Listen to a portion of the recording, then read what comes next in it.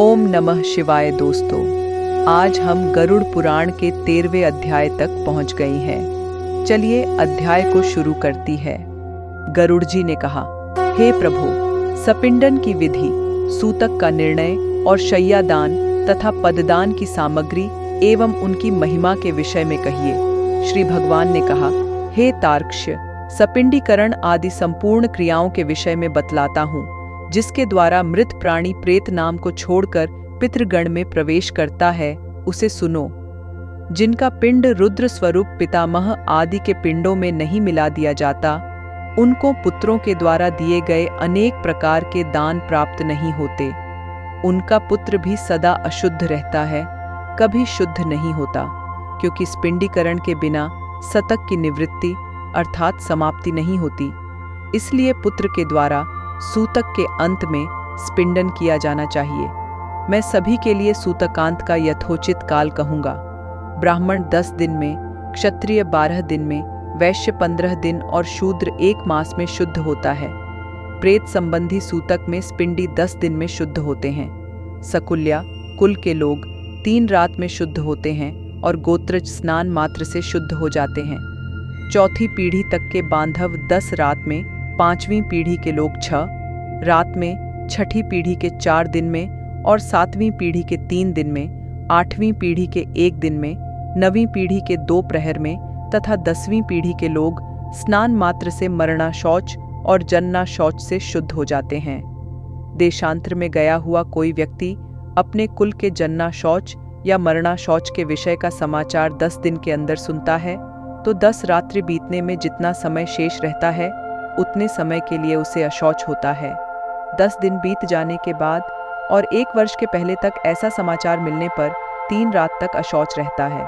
संवत्सर अर्थात 1 वर्ष बीत जाने पर समाचार मिले तो स्नान मात्र से शुद्धि हो जाती है। मरणा शौच के आदि के 2 भागों के बीतने के पूर्व अर्थात 6 दिन तक यदि कोई दूसरा अशौच आ पड़े तो आद्य अशौच की निवृत्ति के साथ ही दूसरे अशौच की भी निवृत्ति अर्थात शुद्धि हो जाती है।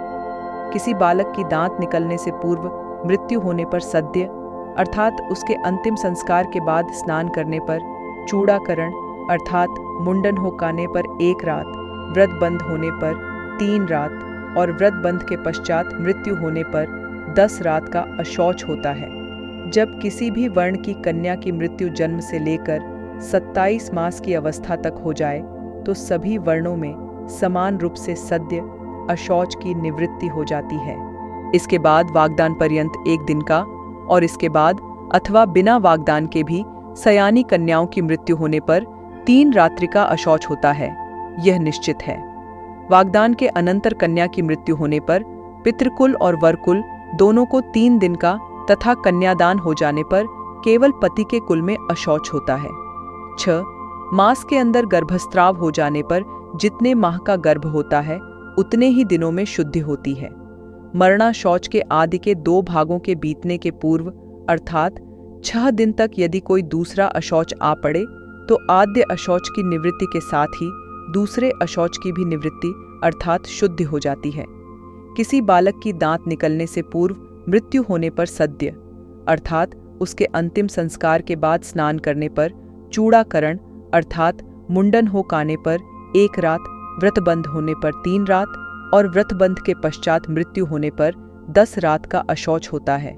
जब किसी भी वर्ण की कन्या की मृत्यु जन्म से लेकर 27 मास की अवस्था तक हो जाए तो सभी वर्णों में समान रूप से सद्य अशौच की निवृत्ति हो जाती है।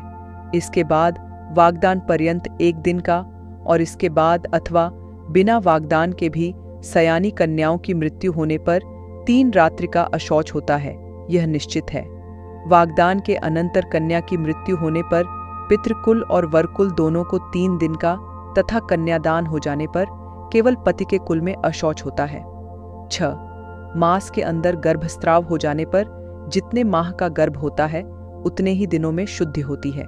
इसके बाद अर्थात 6 माह के बाद गर्भस्राव हो तो उस स्त्री को अपनी जाति के अनुरूप अशौच होता है।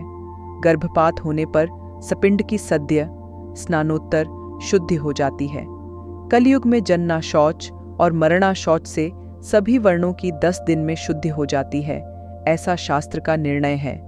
मरणा शौच में आशीर्वाद, देव पूजा, प्रत्युत्थान, आगंतुक के स्वागतार्थ उठना, अभिवादन, पलंग पर शयन अथवा किसी अन्य का स्पर्श नहीं करना चाहिए। इसी प्रकार मरणा शौच में संध्या, दान, जप, होम, स्वाध्याय, पितृतर्पण, ब्राह्मण भोजन तथा व्रत नहीं करना चाहिए। जो व्यक्ति सूतक में नित्य नैमित्तिक अथवा काम्य कर्म करता है, उसके द्वारा पहले किए गए नित्य नैमित्तिक आदि कर्म विनष्ट हो जाते हैं। व्रती, मंत्रपूत, अग्निहोत्री ब्राह्मण, ब्रह्मनिष्ठ, यति और राजा, इन्हें सूतक नहीं लगता। विवाह, उत्सव अथवा यज्ञ में मरणाशौच हो जाने पर उस अशौच की प्रवृत्ति के पूर्व बनाया हुआ अन्न भोजन करने योग्य होता है, ऐसा मनु ने कहा है। सूतक ना जानने के कारण जो व्यक्ति सूतक वाले घर से अन्नादि कुछ ग्रहण करता है वह दोषी नहीं होता, किंतु याचक को देने वाला दोष का भागी होता है। जो सूतक को छिपाकर ब्राह्मण को अन्न देता है वह दाता तथा सूतक को जानकर भी जो ब्राह्मण सूतकान्न का भोजन करता है वे दोनों ही दोषी होते हैं। इसलिए सूतक से शुद्ध प्राप्त करने के लिए पिता का स्पिंडन श्राद्ध करना चाहिए, तभी वह मृतक पितृगणों के साथ पितृलोक में जाता है। तत्वदर्शी मुनियों ने 12वें दिन, 3 पक्ष में, 6 मास में अथवा 1 वर्ष पूर्ण होने पर स्पिंडीकरण करने के लिए कहता हूँ। कलियुग में धार्मिक भावना के अनित्य होने से, पुरुषों की आयु क्षीण होने से और शरीर की अस्थिरता के कारण 12वें दिन ही स्पिंडीकरण कर लेना प्रशस्त है। गृहस्थ के मरने पर व्रतबंध, उत्सव आदि व्रत, उद्यापन तथा विवाहादि कृत्य नहीं होते। जब तक पिंड मेलन नहीं होता, अर्थात पितरों में पिंड मिला नहीं दिया जाता या सपिंडीकरण श्राद्ध नहीं हो जाता, तब तक उसके यहाँ से भिक्षु भिक्षा भी नहीं ग्रहण करता, अतिथि उसके यहाँ सत्कार नहीं ग्रहण करता और नित्य नैमित्तिक कर्मों का भी लोप रहता है। कर्म का लोप होने से दोष का भागी होना पड़ता है। इसलिए चाहे निरग्निक हो या सार्गिक, अग्निहोत्री 12वें दिन स्पिंडन कर देना चाहिए। सभी तीर्थों में स्नान आदि करने और सभी यज्ञों का अनुष्ठान करने से जो फल प्राप्त होता है वही फल 12वें दिन स्पिंडन करने से प्राप्त होता है। अतः स्नान करके मृतावस्था में गोमय से लेपन करके पुत्र को शास्त्रोक्त विधि से स्पिंडन श्राद्ध करना चाहिए। पाद्य, अर्घ्य, आचमनीय आदि से विश्व देवों का पूजन करे और असद्गति के पितरों के लिए भूमि में विकिर देकर हाथ पांव धोकर पुण्य आचमन करें। तब वसु, रुद्र और आदित्य स्वरूप पिता, पितामह तथा प्रपितामह को क्रमशः 1-1 अर्थात 3 पिंड प्रदान करें और चौथा पिंड मृतक को प्रदान करें। चंदन, तुलसी पत्र, धूप दीप, सुंदर भोजन, तांबूल, सुंदर वस्त्र तथा दक्षिणा आदि से पूजन करें। तदनंतर सुवर्ण की शलाका से प्रेत के पिंड को 3 भागों में विभक्त करके पितामह आदि के पिंडों में पृथक पृथक उसका मेलन करें, अर्थात एक भाग पितामह के पिंड में, दूसरा भाग प्रपितामह के पिंड में तथा तीसरा भाग वृद्ध प्रपितामह के पिंड में मिलाएं। हे तार्क्ष्य, मेरा मत है कि माता के पिंड का मेलन पितामही आदि के पिंड के साथ और पिता के पिंड का मेलन पितामह आदि के पिंड के साथ करके सपिंडीकरण श्राद्ध संपन्न करना चाहिए। जिसके पिता की मृत्यु हो गई हो और पितामह जीवित हों, उसे प्रपितामहादि पूर्व पुरुषों को 3 पिंड प्रदान करना चाहिए और पितृपिंड को 3 भागों में विभक्त करके प्रपितामह आदि उन्हीं के साथ मेलन करें। माता की मृत्यु हो जाने पर पितामही जीवित हो तो माता के स्पिंडन श्राद्ध में भी पितृस्पिंडन की भांति प्रपितामही आदि में मातृपिंड का मेलन करना चाहिए, अथवा पितृपिंड को मेरे पिंड विष्णु जी के में और मातृपिंड को महालक्ष्मी पिंड में मिलाएं। पुत्रहीन स्त्री का स्पिंडनादि श्राद्ध उसके पति को करना चाहिए और उसका स्पिंडीकरण उसकी सास आदि के साथ होना चाहिए। एक मतानुसार विधवा स्त्री का स्पिंडीकरण पति, श्वसुर और वृद्ध श्वसुर के साथ करना चाहिए। हे तार्क्ष्य, यह मेरा मत नहीं है। विधवा स्त्री का स्पिंडन पति के साथ होने योग्य है। हे काश्यप, यदि पति और पत्नी एक ही चिता पर आरूढ़ हुए हों तो तृण को बीच में रखकर शव सुरादि के पिंड के साथ स्त्री के पिंड का मेलन करना चाहिए। एक चिता पर माता पिता का दाह संस्कार किए जाने पर एक ही पुत्र पहले पिता के उद्देश्य से पिंडदान करके स्नान करे तदनंतर अपनी सती माता का पिंडदान करके पुनः स्नान करे। यदि 10 दिन के अंतर्गत किसी सती ने अग्नि प्रवेश किया है तो उसका शय्यादान और सपिंडन आदि कृत्य उसी दिन करना चाहिए जिस दिन पति का किया जाए। हे गरुड़, सपिंडीकरण करने के अनंतर पितरों का तर्पण करे और इस क्रिया में वेद मंत्रों से समन्वित स्वधाकार का उच्चारण करे। इसके पश्चात अतिथि को भोजन कराएं और हंतकार प्रदान करें। ऐसा करने से पितर, मुनिगण, देवता तथा दानव तृप्त होते हैं। भिक्षा 1 ग्रास के बराबर होती है, पुष्कल 4 ग्रास के बराबर होता है और 4 पुष्कलों 16 ग्रास का 1 हंतकार होता है। सपिंडीकरण में ब्राह्मणों के चरणों की पूजा चंदन अक्षत से करनी चाहिए और पितरों की आय तृप्ति के लिए ब्राह्मण को दान देना चाहिए। वर्ष भर जीविका का निर्वाह करने योग्य घृत, अन्न, सुवर्ण, रजत, सुंदर गौ, अश्व, गज, रथ और भूमिका आचार्य को दान करना चाहिए। इसके बाद स्वस्थिवाचन पूर्वक मंत्रों से कुंकुम, अक्षत और नैवेद्यादि के द्वारा ग्रहों, देवी और विनायक की पूजा करनी चाहिए।